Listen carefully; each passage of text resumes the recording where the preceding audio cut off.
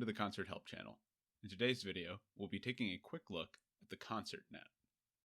To review your virtual machine's network interfaces, find the virtual host of an active run, and here you will see both the CONS3RT-Net and the usernet. Simply put, the CONS3RT-Net is a network used for concert-related traffic. Your remote access sessions, for example, go through the CONS3RT-Net. The concert agent also makes use of the CONS3RT-Net to install assets. As such, the CONS3RT-Net should not be used for customer services. Instead, you'll be able to configure a usernet for outbound network access.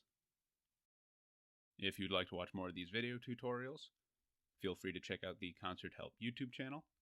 Alternatively, you can visit the Concert Help site, which features these videos and articles which cover similar topics, often in greater depth. And as always, the relevant links can be found in the video description or in the upper right-hand corner. In the meantime, I hope you found this video helpful, and thank you for using CONS3RT.